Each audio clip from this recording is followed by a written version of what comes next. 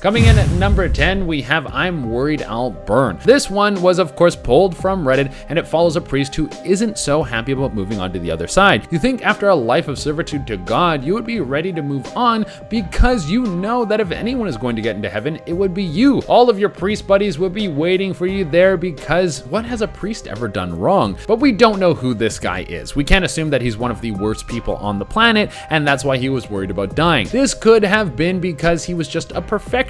Maybe he was one of the best priests of all time, but just slipped up a couple of times due to human error, and because of his perfectionist attitude, he was worried that God wouldn't let him in. I mean, I don't know what the rules are about getting into heaven. It would seem that depending on who you pray to, it can be a lot easier. That's what I'm looking for in religion. I want a pretty lax policy on how you get into heaven, and you have to let me eat as much cheese as I want. Those are the only two things that are really important to me. Coming at number 9, we have faith isn't everything. I mean, that's a pretty good message to send out to the world before you go on to the other side. Giving up your life to something can be a fulfilling thing to do no matter what the situation. It can give you purpose and something to chase, and in the end you might get really good at that thing, but you have to open up your life to other things. Apparently there was a priest on his deathbed and he wanted to get something off his chest. I guess after spending your whole life chasing one thing and then looking back on everything that you did, you might be a little regretful. Maybe this dude wanted to spend some more time with his family and friends, or there was a love that he let slip away because he was too caught up in the church. I don't know, dude. I have never been to church, so I don't know how much time it can take out of your life. It would seem like for some people, it consumes their whole life. Coming in at number 8, we have a life without love is false.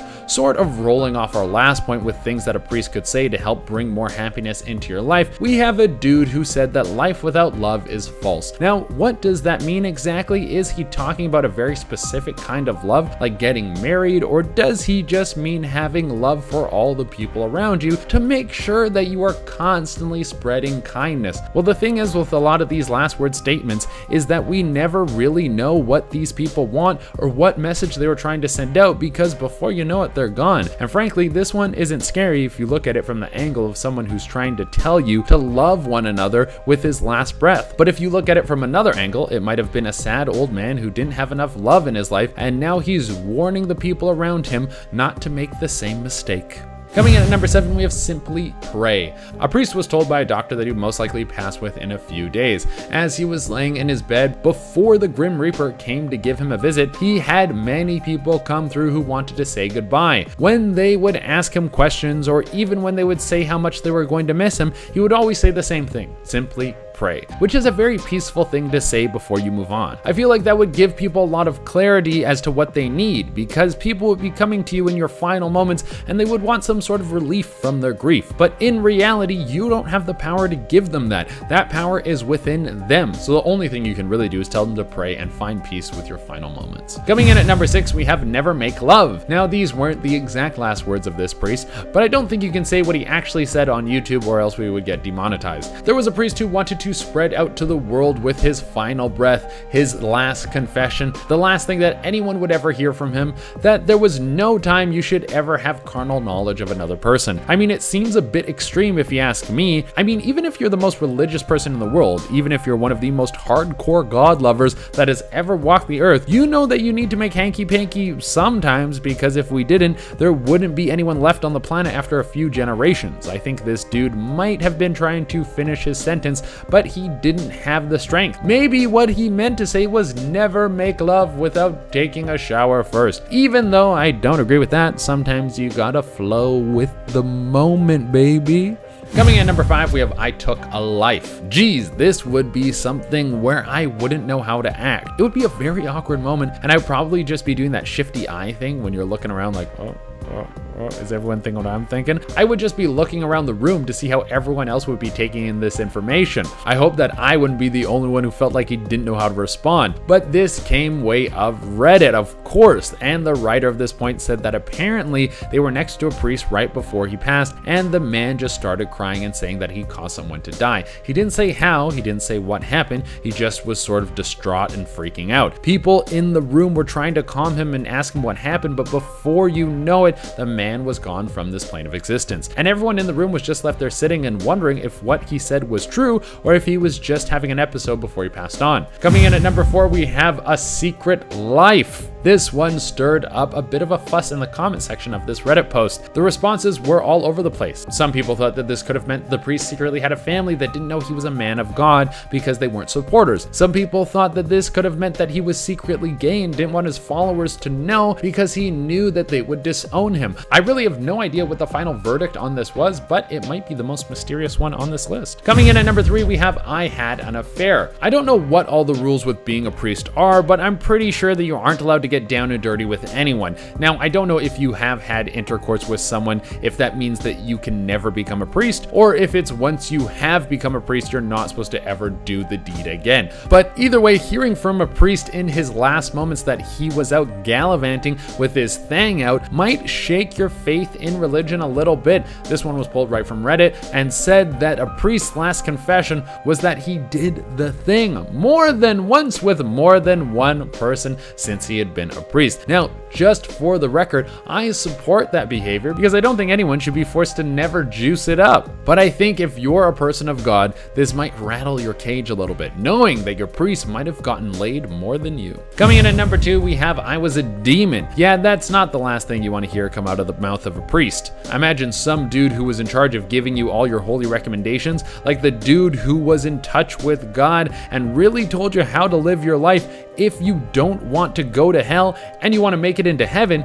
you find out that this guy had been a demon the whole time. That is a very Scooby-Doo moment. That's like finding out the dude who tells you what Oscar movies to watch has actually only ever seen the Fast and the Furious movies. Mind you, those are great movies, but I wouldn't call them the most highbrow entertainment. But what would you do if the last thing a priest said was that he was a demon? Would you think that this was just his last brain fart? Like maybe he's gone mentally ill in his last moments and he was actually hallucinating? Would you think that he was telling you the truth, that someone from hell was able to get deep into the church? Would you think that this was all a prank? I mean, if you're going to die anyways, pulling off one final prank would be kind of funny. Or do you not believe in religion at all and you wouldn't really care? Let me know in the comments how that one made you feel. And coming in the number 1 spot, we have I Stole from People. Now, this one is a little bit more concerning than the rest of the list because we have a little more information. Apparently, this priest's last confession was him talking about how the church he had worked for had been stealing from the people. Let me break it down for you so you know what he said. He said that the church he had worked for was taking money from his people to improve the church, but those improvements never came. The money was all being pocketed and never went to making the house of God a better establishment. Now, I don't think anything bad happens to you when you're a person of God who donates and then finds out that the people who have been taking the money are using it for something nefarious. But if you're the dude who's at the head of the church and you've been pulling something like this off the whole time, well, then things might not be looking that bright for you on the other side. So starting us off at number 10, we have Father Amorth. One day, a woman named Rosa came to visit Father Amorth. She was in her late 30s and was struggling as she believed she was possessed. Father Amorth had completed countless successful exorcisms by this point in his career, and so he was more than happy to help her. Father Amorth believed her affliction stemmed from a curse brought on by her brother's girlfriend, who was a practicing witch and a member of a powerful demonic cult. But during their last session together, things started out as they normally do. Rosa sat down beside the priest before closing her eyes and waiting for the ritual to begin. But all of a sudden, she began to throb. Her whole body was in a terrifying trance, and Father Amorth placed his hand over his heart, starting to feel worried. Suddenly, the thrashing was intensifying and becoming more violent. Even the strength of 5 men could barely hold down the petite woman.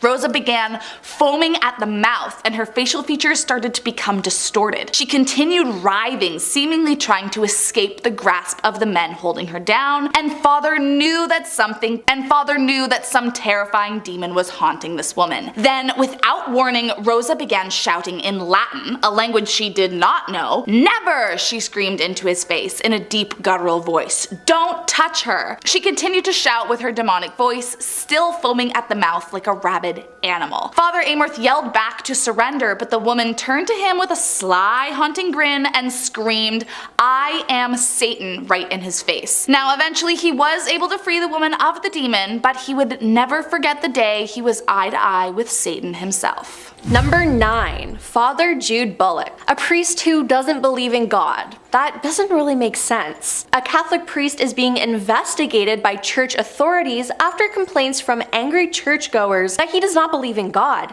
heaven, or hell. Father Jude Bullock from North London has been ordered to explain his views to the Archbishop of Westminster and the leader of the Catholic Church in England and Wales. The radical clerk, who refuses to wear a dog collar, preaches at St. John the Evangelist Church. He has upset so many churchgoers that some of them have boycotted his masses. He is the first Catholic priest to be publicly identified with the Sea of Faith group set up to promote the idea of religion as a human creation. Father Bullock says that there's no God out there. His confusing explanations range from God is nothing and God is everything to God is being in itself. He says his prayers are more like meditation and that he has dumped the idea of the soul and questions the concept of the virgin birth. He's defended his controversial views, but I think everyone, myself included, wonders how you can be a priest and not believe in God. Like, he could get any other job. I just don't understand. Next up at number 8 is Reverend Louis Gigante. It comes as no surprise that the Catholic Church has some very strict rules for members of the clergy. Now, besides the obvious things like don't kill, at the top of the list is probably their vow of celibacy followed by the vow of poverty, which is why it was such a huge deal after Reverend Louis Gigante's death when he revealed he had a 32-year-old son and a fortune of $7 million. Gigante was a well-respected priest in the Bronx from the 60s until 2002, who fought a lot of his career for equitable tenant rights and low-income housing. But as it turns out, he had some secrets in the closet. Gigante's brother was the convicted boss of a large mafia family, and many suspected the Reverend might have had his hand in the ring the whole time. During his brother's trial, a member of the mafia came forward stating that Gigante wasn't just the brother of a member. Oh no. He himself was a part of the family, but it was later recanted and Gigante never confirmed or denied the claims. Still, it became clear that there was a high chance that all of his funding had come from mafia money, no matter his personal involvement. But even more shocking to the Catholic Church than the potential involvement in one of the largest American mafia families was his adult son that he had largely hid from the public eye so that he wouldn't be forced to step down from his priesthood. His son Gino said that while a close inner circle knew about him, that it wasn't public knowledge and was only confessed after his death in 2021.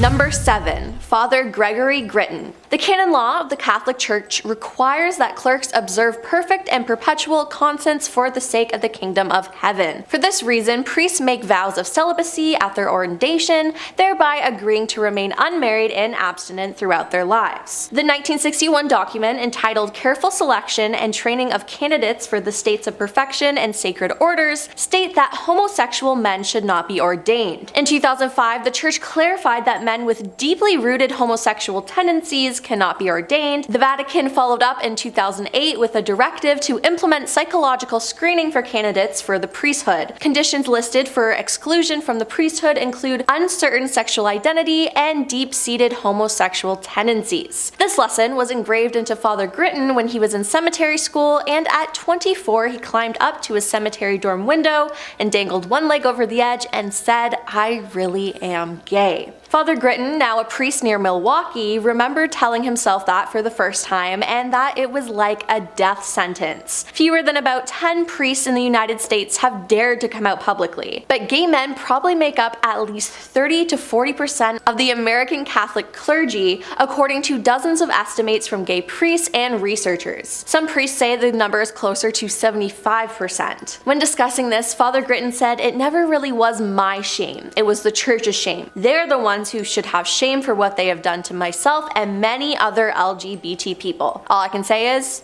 preach." Coming in at number 6 is Father Daniel Pietra Corrigianu. I probably butchered that, I'm sorry. But The name of the patient was Irina Cornici, and she had had a hard life. Her father had taken his life when she was young, and then her mother abandoned her at an orphanage where she was abused by the staff her entire life. As an adult, she had a friend who joined a monastery, and she decided that life as a nun would be her saving grace. But after a few months, she began acting strange, and although officially diagnosed with schizophrenia, the priest and many others believed the true issue was demonic possession. Sister Cornici was bound at her ankles and wrists before being locked in her room without food for several days. Next, they chained her to a cross and carried her into the church to anoint her. Her wrists and forehead were anointed with holy oil, and she was gagged with a towel to stop her from screaming as they tried to cast the devil out of her body for the next 3 days. After she was believed to have been freed, they untied the sister, but suddenly she fainted. They called an ambulance as they couldn't find a pulse, but tragically on the way to the hospital, she died. The priest and 5 involved nuns were charged with her killing, and Father Corgianu was sentenced to 14 years in prison. To this day, he maintains he did not kill the woman, and shockingly, he could actually be right. Although initially,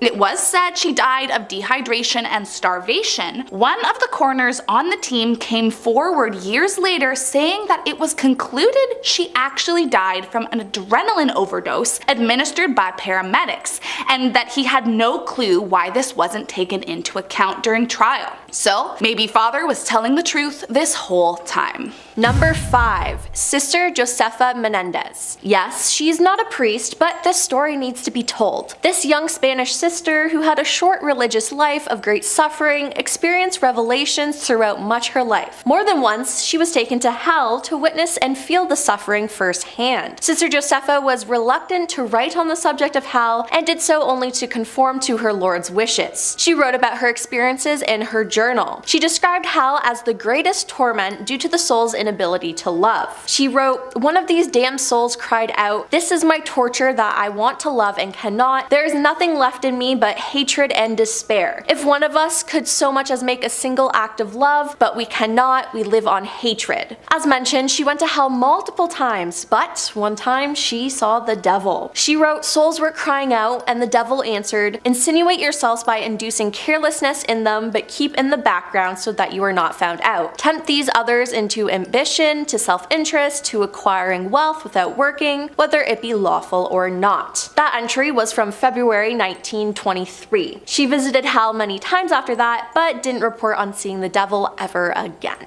Coming in at number 4 is Father Gerald Robinson. In the year 1980, Father Robinson was the priest for the chapel at Toledo Mercy Hospital. But when one of the chapel's oldest nuns was found brutally killed, Father Robinson became the lead suspect for the crime. Sister Margaret Paul was found with 31 strangely shaped stab wounds all over her body, some of which formed an upside-down cross over her heart, and with a smear of blood across her forehead, symbolizing a mockery of her last rites. When Father Robinson was initially brought in for questioning, his Monsignor interrupted the police interview and escorted him out to leave. There were no other suspects, and the horrifying case went cold for 23 years. But then, in 2003, investigators were sent an anonymous letter from a woman who called herself Survivor Doe. It outlined the corruption she'd experienced under Father Robinson. She said that he, as well as other nuns, routinely abused her during satanic rituals, and that often these rituals involved human sacrifice. She believed Sister Paul was one of these sacrifices. With these new allegations, authorities reopened the case, and with new DA technologies available, they were able to prove the weapon in the nearly 3-decade-old cold case was Father Robinson's letter opener, and convicted him for the crime in 2006. Number 3. Unnamed priest. In the Catholic Church, the seal of confession is the absolute duty of priests or anyone who happens to hear confession to not disclose anything that they learn. But this story was posted online. My grandmother's brother was a Catholic priest, and for the most part he followed his oath to the letter. However, there was a situation where his humanity changed that respect. There was a guy who had confessed to multiple killings and to other people who were still missing. The person who confessed to these crimes was a regular at the church,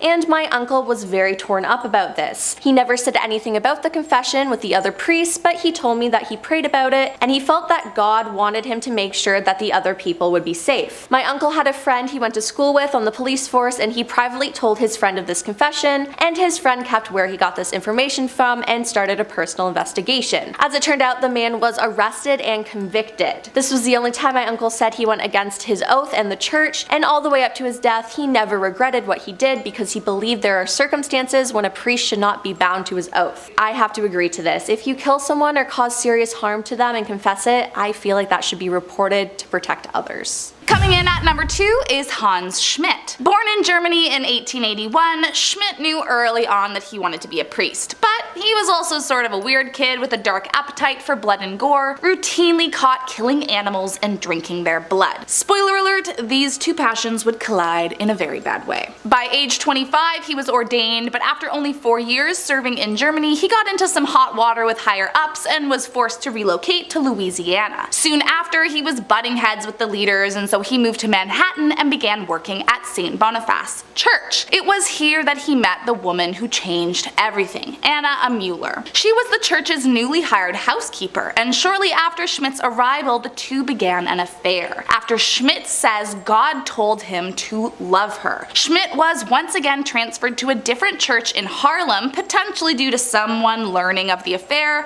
but despite this he continued his secret relationship with Anna, and the two even had a secret wedding where Schmidt vowed to leave the priesthood for her. But soon after, Anna fell pregnant, and Schmidt knew that everything could be taken from him if word got out he had broken his vow of celibacy. Then, as he tells it, in the midst of an intimate affair with Anna, Schmidt heard God demand he sacrifice her. So one night while she was sleeping, he slit her throat and dismembered her body before taking advantage of the corpse and throwing it into the Hudson River. Then, after he killed her, he went to mass as if nothing had happened. He was eventually tried and sentenced to death, where at first he tried to claim insanity before admitting to everything. To date, he is the first and only priest executed in the United States.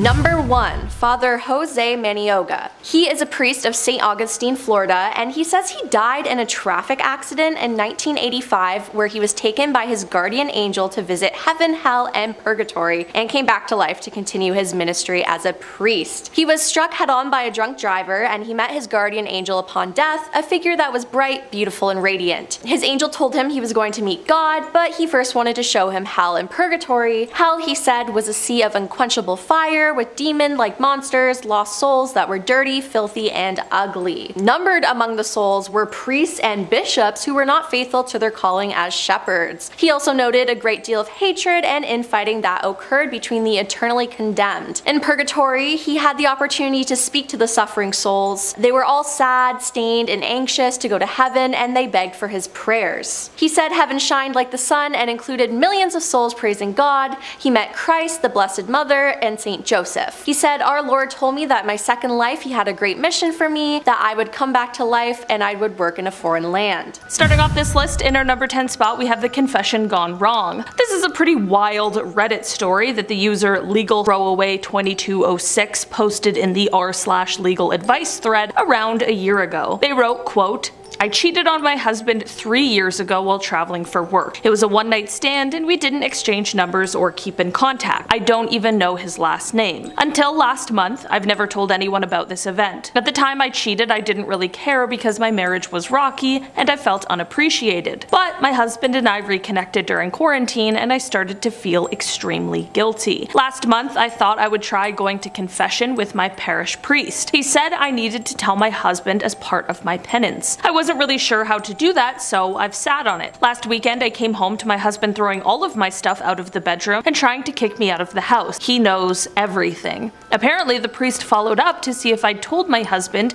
and when my husband said he didn't understand what the priest was talking about, he told my husband about the affair. My whole world is exploding because I thought confession was supposed to be private. Does the priest have any kind of liability or responsibility? Although it appeared based on the replies that there wasn't necessarily much this person could do legally, there of course would be repercussions professionally. Definitely an awful situation brought on by a string of bad decisions. In our number 9 spot today we have Robert Hansen's confession. Robert Hansen was an FBI agent who worked as a double agent for the Soviet Union and later Russia. His treachery went undetected for over 20 years until he was arrested in 2001. It was later revealed that he had confessed his early espionage activities to a priest during a retreat in 1979. Hansen's confession was detailed and included information about how he had provided the Soviets with classified documents and information. He spoke of his motivations for spying, including his disillusionment with the FBI and his desire for money and recognition. The priest was sworn to secrecy and did not report the confession to authorities as it was protected by the seal of confession. However, it has been noted that the FBI suspected Hansen of espionage as early as the 1980s, suggesting that the confession may not have been the sole reason for his eventual capture. Hansen's confession to his priest highlights the complexity of the seal of confession and the ethical dilemmas that can arise when confidential information is shared during a confession. It also serves as a reminder of the potential consequences of espionage and the dangers of betraying one's country. Alright, wouldn't recommend. In our number 8 spot today we have Father Joseph Towell. Father Joseph Towell is a Bronx priest who found himself at the center of controversy after he testified in a federal court about a killing case that he had knowledge of. Back in the late 1980s, a very troubled young man named Jesus Fornes came to him and admitted to a killing for which 2 other men, Jose Morales and Ruben Montalvo, had been convicted. Father Towell's decision to testify was criticized by some because it raised questions about the confidentiality of the confessional. Under canon law, a priest is required to go to his death, if necessary, before revealing what he has been told in sacramental confession. However, Father Towell maintained that Fornes' confession was not sacramental and therefore not bound by the seal of confessional. The Archdiocese also supported Father Towell's decision to testify, saying that Fornes had sought to inform the authorities himself and that Father Towell was acting in a counseling capacity rather than in a sacramental confession. Nonetheless, the case raised troubling questions about the limits of confidentiality for priests and the ethical responsibility of clergy in situations where they have knowledge of criminal activity. Ultimately, the case highlights the very complex moral and ethical dilemmas that priests can face when dealing with the confessions of their parishioners. In our number 7 spot today we have the possession. Father Ryan listened intently as the young woman in front of him began her confession. She spoke in a very hushed voice and had an energy about her as if she feared someone was listening. Quote, "I think I'm possessed," she whispered. "I can feel something inside of me, something evil." Father Ryan's heart quickened. He had heard of stories of possession, but he had never encountered it himself. He knew that if what the woman said was true, he would need to perform an exorcism. "Tell me more," he said gently. The woman began to describe the strange things that had been happening to her, objects moving on their own, terrifying visions, and a feeling of being watched. Father Ryan listened in horror as she spoke, realizing that he was in the presence of something truly evil. He knew that he had to act quickly before the demon inside the woman could cause any more harm. With a deep breath, he stood up. "Stay strong," he said. "We will get through this together." And with that, he led her out of the confessional and into the light, ready to face the darkness that lay ahead. In our number 6 spot today, we have Father Martin's story. Father Martin sat in the confessional booth one day waiting for his next penitent. It was a quiet night until he heard someone enter the other side of the booth. The man's voice was low and raspy, almost inaudible. "Bless me, Father, for I have sinned," he said. Father Martin began the sacrament, but as the man began to speak, the hairs on the back of his neck stood up. The man confessed to a heinous act of killing that he committed years ago, describing it in detail as if it were yesterday. Father Martin felt his stomach churn as he listened, feeling sickened by the man's admission. He listened intently, unsure of what to do. Should he report this to the police, or would it violate the sanctity of the confessional? His heart raced as he pondered the weight of the man's confession. When the man finished speaking, speaking, Father Martin sat in stunned silence. He knew that he had to do something, but he also knew that he couldn't reveal the identity of the penitent. In the end, he prayed for the man's forgiveness and assigned a penance that was heavy with remorse. As the man left the confessional, Father Martin felt the weight of the man's confession bear down on him. What to do when faced with such a situation? In our number 5 spot today, we have Michael Taylor. Okay, I'll be honest, this is less of a confession story and more of just a horrifying series of events, all starting with a man named Michael Taylor and his priest. The year was 1974, and Michael was a husband and father of 5 children, but was unfortunately struggling with frequent bouts of depression, which is difficult for anyone to manage. Seemingly, however, when he met a 21-year-old pastor named Marie Robinson, these bouts became less harsh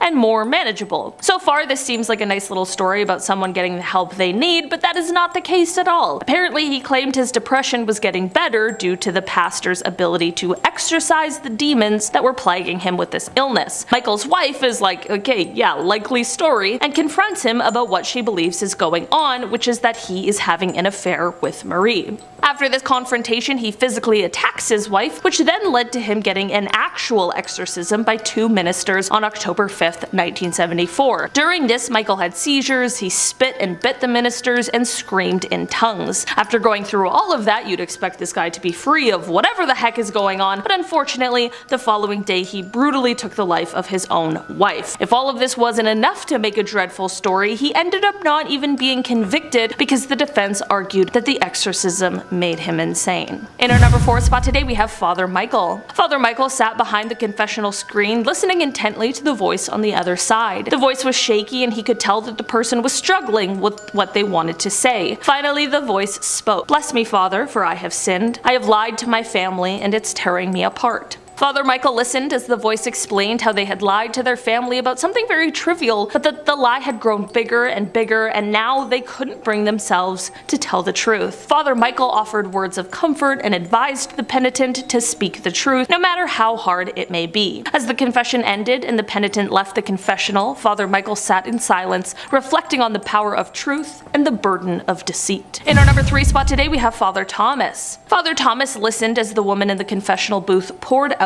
her soul. She spoke of the loneliness and neglect she felt in her marriage and how it had driven her into the arms of another man. Tears streamed down her face as she begged for forgiveness, but Father Thomas struggled to offer it. His own heart ached with memories of a similar sin, a sin he had repented of but never forgotten. He took a deep breath and prayed for guidance before speaking. "My child, I cannot judge you, for I too have made mistakes in my past. But I do know that you must take responsibility for your actions and seek to make things right with your husband. You must confess to him and ask for his forgiveness, and most importantly, you must seek forgiveness from God, who is merciful and just." The woman nodded, her sobs subsiding as she accepted Father Thomas' words. As she left the booth, he couldn't help but feel a sense of relief. It was a difficult confession to hear, but he knew that he had helped the woman take the first steps toward healing and redemption. In our number 2 spot today, we have Father Paul. Father Paul was a seasoned priest with over 30 years of experience. He had heard many confessions from minor sins to major crimes, and today was no different as he sat in the confessional box, waiting for the next person to enter. He heard footsteps approach and the door opened. A young man entered and sat down in the booth. He took a deep breath before starting to speak. "Bless me, Father, for I have sinned. It has been 2 weeks since my last confession," the man said in a hushed voice. "What is it that you would like to confess?" Father Paul asked, curious but calm. "I have been stealing," the man confessed, sounding ashamed. "Stealing?" Father Paul repeated.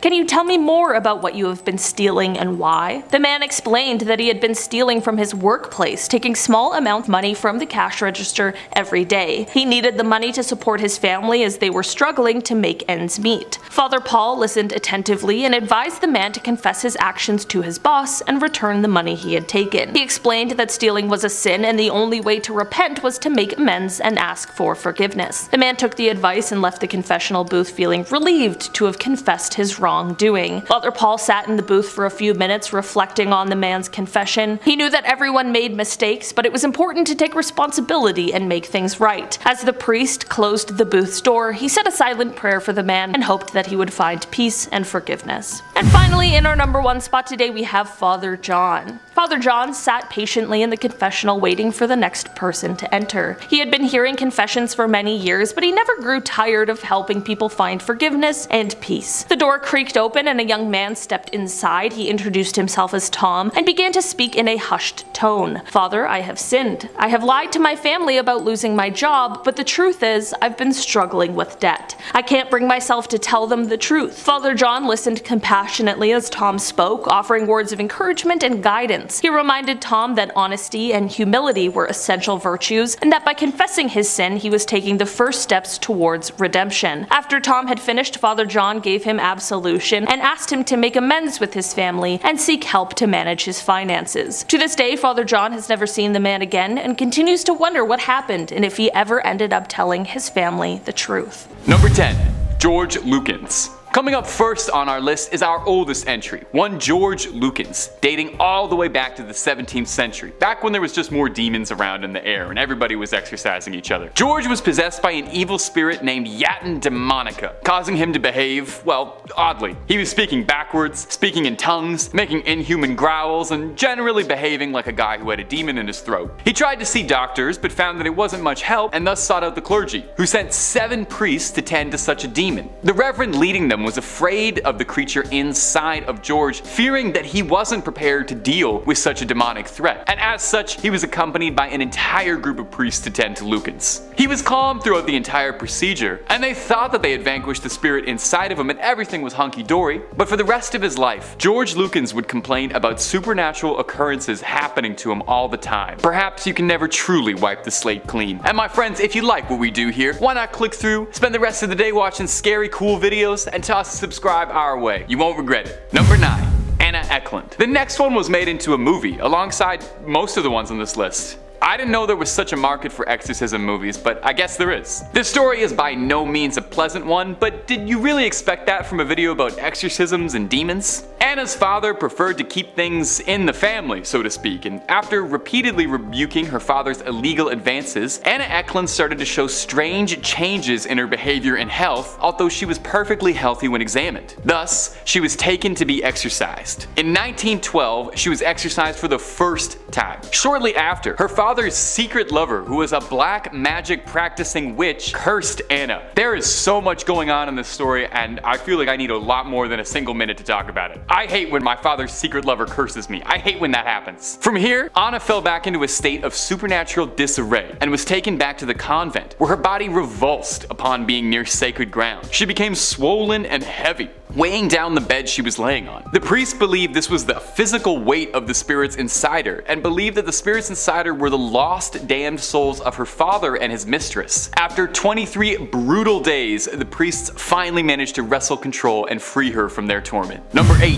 Michael Taylor. Our next entry is the case of Michael Taylor, a once loving father who was plagued by chronic pain and depression and possibly demonic possession. He lived in the town of Ossett in England alongside his wife, their dog, and children. Michael had suffered a severe back injury earlier in his life that led to him chronically being in extreme pain and unable to hold down a job. Prompted by a friend to try spiritual healing, Michael befriended and soon found himself enamored with a young pastor named Marie Robinson. This infatuation would take over his life, and soon Michael would ignore his family and was acting irrationally, violent, and according to friends, just not seeming himself. An exorcism was performed on him, lasting through the night and into the morning, with Michael convulsing and lashing out at priests the entire time. Priests claimed that Michael had 40 demons living inside him. I was surprised there's room for anything else. Despite this, they sent him home to rest for the next session, and what happens next is a tragedy. At 9:45 the next morning, police were called to the Taylor residence to discover Michael Taylor naked, slicked in blood, and curled up in the front lawn, screaming that he was covered in the blood of Satan. It had turned out that night, he had attacked his wife and the dog. At trial, he insisted his actions were not his own, but rather the possession of the demons inside him. He was incarcerated for only 4 years. Number 7.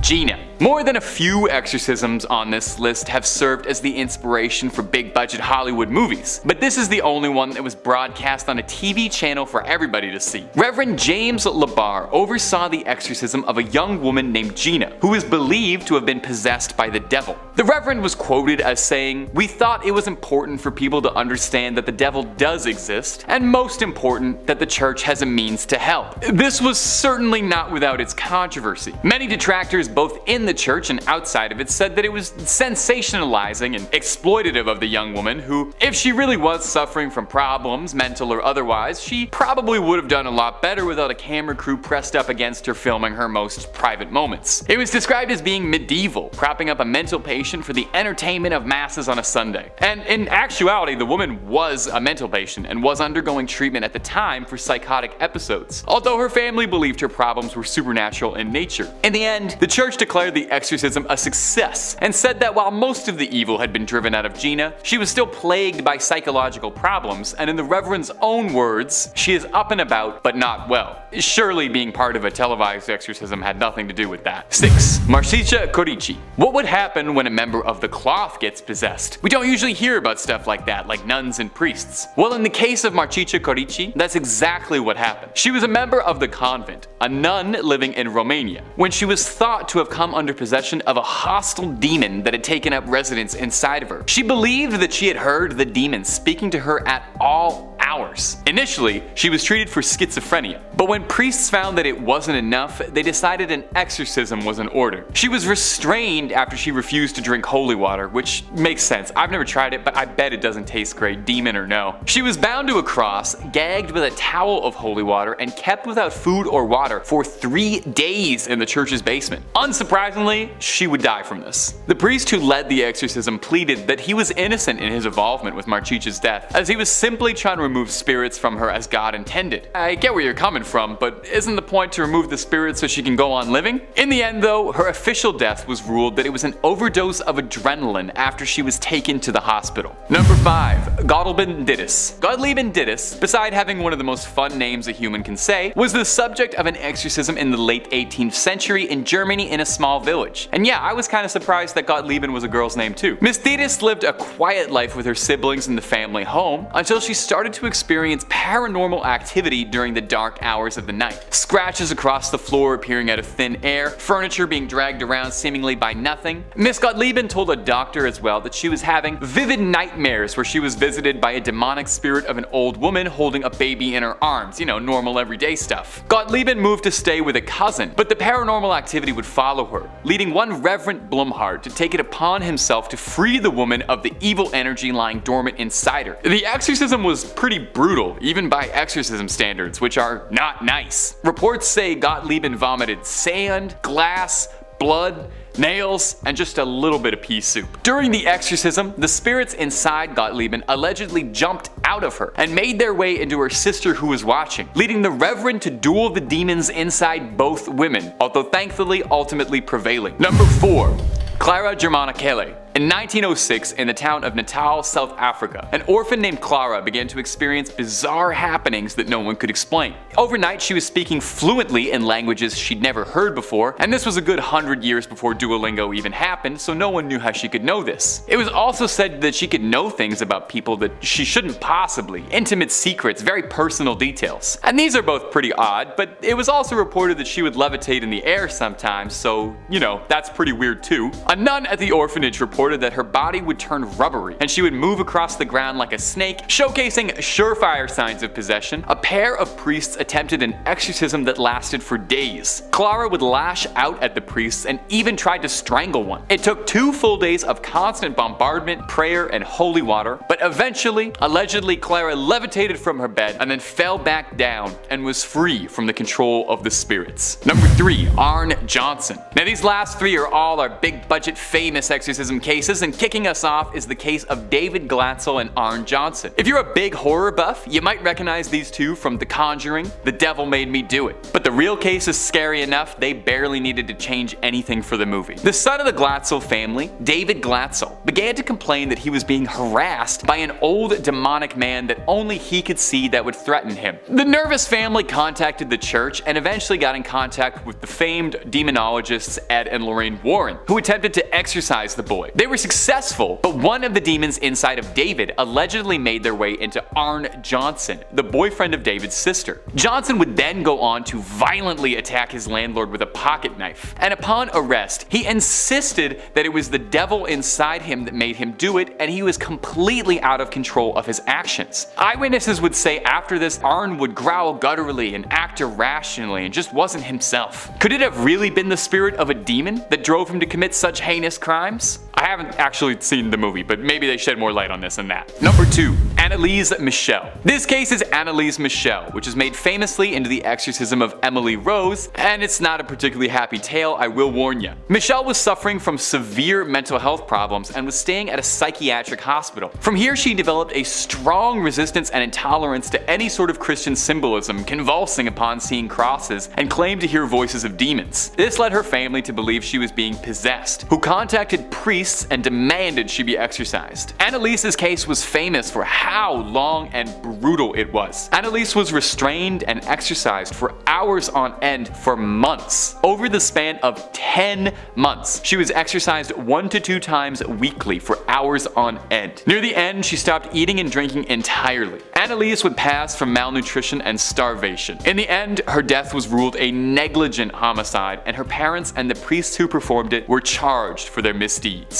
And finally, number 1, Roland Doe. Well, if we're talking about famous exorcisms, it's going to be pretty difficult without mentioning maybe the most famous exorcism, the case of Roland Doe. If it doesn't immediately stand out as recognizable to you, maybe if I told you it's the basis for the film The Exorcist, you might perk up. The real case is pretty different than the film though. No pea soup, no twisted heads, but lots of demons. Young Roland Doe was an isolated boy who spent a lot of time with his aunt, who was fascinated by the occult. She gave him a Ouija board and taught him of the spirit world. When she passed, Roland began to experience all the telltale signs of possession. Strange growling, furniture around the house moving, so an exorcism seemed like it was in order. But the demons had a tight grip on Roland's soul. During the exorcism, the boy managed to escape his restraints and slash at a priest's throat with a broken bed spring. The family moved to St. Louis after red scratches that appeared to spell Louis appeared on Roland's body. From here, he was exorcised yet again by more seasoned priests, who after a brutal battle freed the boy's soul, who claimed he saw a vivid vision of Saint Michael battling Satan for control of his soul while he was asleep. By all accounts, luckily, he went on to live a fairly normal life afterwards. One wonders if he ever saw the movie. Starting us off with number 10 is Father Dominic Lena. So this priest appears on the much loved series Supernatural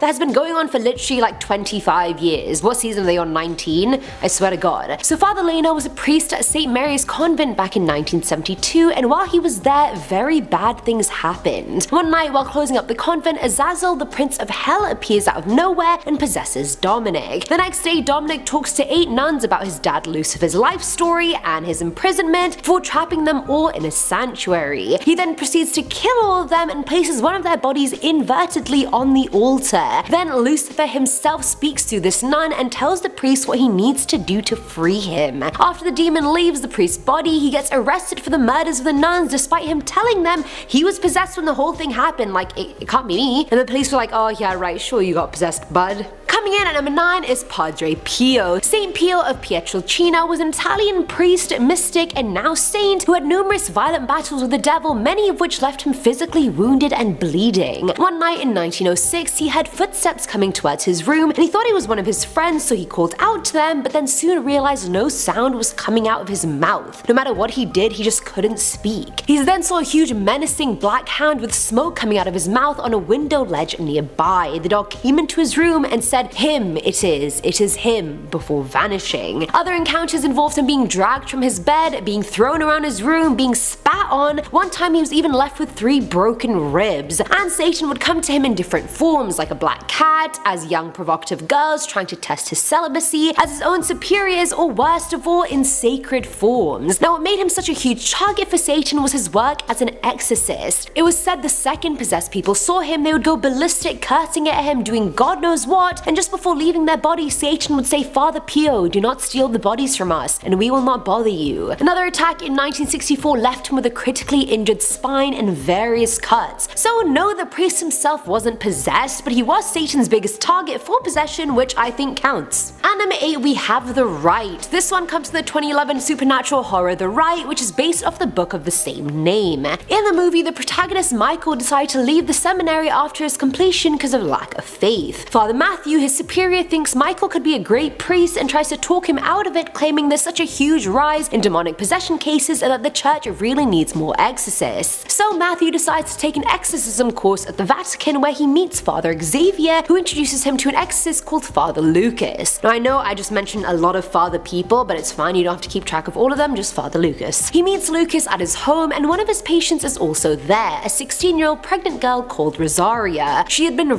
and then abandoned by her dad and shows a lot of possessed signs, coughing up nails, somehow speaking English fluently, and more. She then tries to drown herself and ends up hospitalized, where another exorcism is performed. That kills Rosaria and her baby, which sucks for them, but sucks even harder for Father Lucas, who then gets possessed by the same demon who had possessed her. He then eventually gets exorcised by Michael, but imagine the disrespect of getting possessed by the demon you were trying to expel out of someone else. Like, leave me alone. Filling at number 7 slot is The Ultimate Sacrifice. So if you're familiar with the Exorcist franchise, then you've also heard of Father Damien Karras, the troubled priest and psychiatric counselor. Damien interacts with Regan as a psychiatrist, not a priest, and despite seeing a ton of evidence of her possession, he refuses to believe it. After a lot of things happen, he vouches for her to get exorcised, and Lancaster Merrin is the guy who gets to do it. The night of the exorcism, things get out of hand and Merrin tells him to go rest for a while. When Damien finally returns a while later, he finds Merrin dead on the floor and realizes he knows what needs to be done. He volunteers and asks the demon to possess his body instead of Regan's. The demon agrees and possesses Damien right before he jumps out of the window to try and kill himself and rid the world of this horrid demon. At the exact same time of Damien's death, the Gemini killer James Veneman is executed, and his soul goes into Damien's body right before he dies. And of course, a lot more death and murder follow after that. Now at number 6 is David. Jared actually recommended this film to me, and it's quite big, so I don't know how I hadn't heard of it before. The footage-style 2012 film The Devil Inside follows Isabella Rosie, a girl whose mother Maria killed 3 people while being exorcised. 20 years later, Isabella goes to Rome to visit her mum, who is kept in an asylum, and it's clear she's still possessed as hell. Isabella is desperate to help her mum and meets 2 priests, Ben and David, who she tries to enlist to exorcise her mum. Now David is unsure, since the church doesn't allow exorcisms on people unless there's undeniable proof that the person is possessed. I don't know how killing 3 people during an exorcism is an undeniable proof, but okay. The others then persuade the priest to help, and so they go to Maria and start the exorcism. During it, they find out she's possessed by 4 demonic entities, and she somehow transfers some of her demons to David and Isabella unbeknownst to them. Later on, David has to perform a baptism, since he's still a priest at the end of the day, you gotta do priestly stuff. During it though, he holds the says the words, but then submerges it in the water for far too long, then the crowd runs in to save it. And that's not even the worst part. Ben then goes to see him at home, and he finds David covered in blood. Ben then calls the police. I don't know why he thought they'd help, but they come, and David gets his hands on one of their guns and ends up shooting himself. Coming in at number 5 is Cardinal Patrick Henry Rourke. Now I remember watching Sin City when I was younger and not knowing what the hell was going on. It seemed very cool. I was just utterly clueless on everything that was going on. Like, really. It was just black and white, and it was very cool. Now in the first family, the Rourke family is this powerful dynasty in town that essentially gets away with everything. The dad is the senator, the kid, Rourke Jr., is a bloody serial killer, so this family is a lot to handle. When Rourke Jr. is out there killing people, Marv is trying to figure out who's doing it. While investigating, he has time to sleep with Goldie, who then gets murdered that night while he's asleep. Angry as hell, he finds out it was Cardinal Patrick Henry Rourke who arranged for her murder, and so he confronts him and finds out the truth, regrettably. literally. The cardinal tells him that he and his ward Kevin killed the prostitutes and then ate them in order to consume their souls. Now, I'm sorry, but any cardinal who's killing and eating people is definitely possessed by some kind of darkness. At number 4 is Father Kinley. From the 4th season of the popular show Lucifer comes the much hated Father Kinley, a priest who serves with the International Association of Exorcists. Chloe essentially meets Father Kinley in an attempt to send Lucifer back to hell, all the while telling Lucifer that they're a team. Girls, am I right? We're going to snake you. Either way, she then has a change of heart and tells Kinley the plan is off, but Kinley goes to Lucifer anyway and tells him of Chloe's peak anime betrayal. Upon further investigation, Chloe and Lucifer find out that the series of murders that had been happening as a subplot were orchestrated by Father Kinley in an attempt to expose Lucifer as the devil. Now his ass goes to jail and he's excommunicated. He's later kidnapped by Eve and he keeps telling her she should take Lucifer back to hell and then attempts to murder her. She then kills him and summons the demon Dromos and puts him inside Kinley's body. So now we have Father Kinley, RIP, being possessed by Dromos who's killing other humans so his brother can possess those bodies. Like, I've seen a few episodes of Lucifer on the plane, but it sounds pretty eventful, I'm not gonna lie. And finally, at number 1 is Pope Boniface VIII. Born in 1230, this pope was apparently so evil that Dante personally reserved a spot in the 8th circle of hell for him. There were so many disputes about his election, and those disputes manifested in a battle taking place in the Italian city of Palestrina. He oversaw the utter destruction of the city, like he literally ordered a plow to be driven over it. Nothing but rubble was left. He massacred the town and killed a lot of people despite having promised them they'd be safe. They surrendered, which they did. And don't even get me started on his celibacy, because he would have a menage a trois with literally everyone he met. Once he even did it with his mum and her daughter. His personal favorite was young males, however, no surprise there. That is This guy was just a complete douchebag, and no, he wasn't possessed by a demon, but clearly he was possessed by Satan or a Roman Emperor Julius Caesar based on his actions. Starting off this countdown, we have Pope Boniface VIII. This dude was the definition of corrupt and disgusting. So he was the head of the Catholic Church from 1294 until his death in 1303. Let's just say that he did not practice what the church was preaching. This dude was known to take advantage of a number of young men. In response, he said that it was as natural as rubbing one hand against the other. So he said taking advantage of the young was totally fine. Not only that, but one time he got it on with a married woman and her daughter. I know.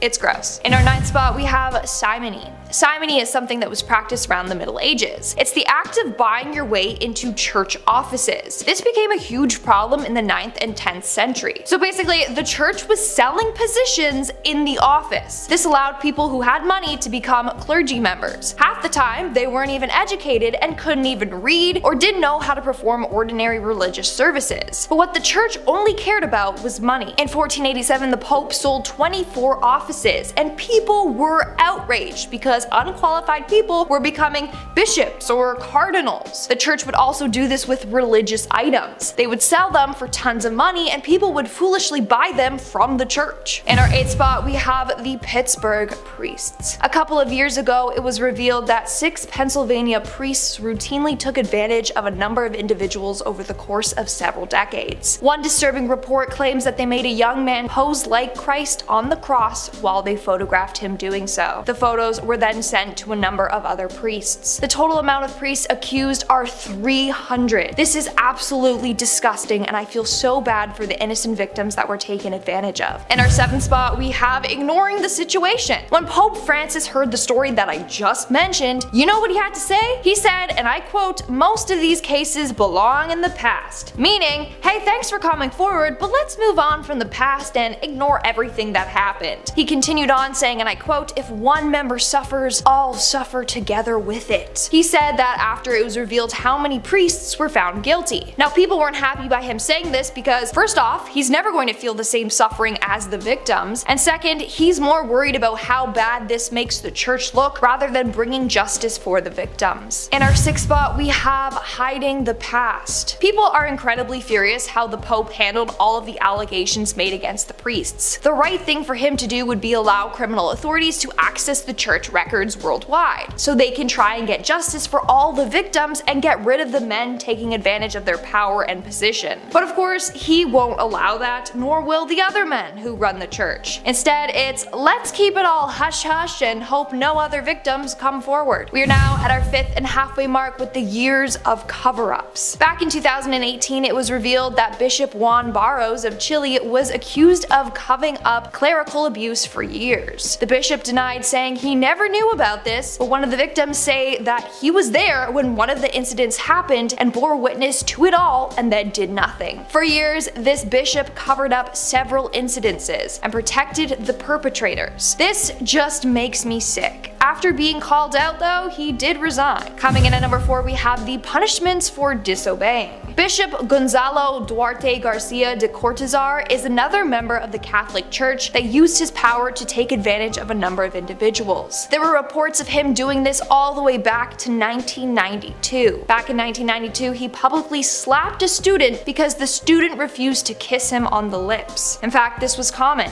If the students wouldn't do as he told them to, they would be slapped or punished. And Bishop Juan Barros was responsible for covering this all up, so word wouldn't get out. Coming in at number 3, we have the slush funds. The church has also been known to do sketchy and illegal things with their money, such as move Vatican money through slush funds across Europe. On top of that, they used $250 million of the church's money to invest in luxury London apartments, which ultimately tanked. They even contemplated investing hundreds of millions of dollars into oil fields. This money was supposed to support palpable charities. They also have a history of embezzlement, fraud, and money laundering.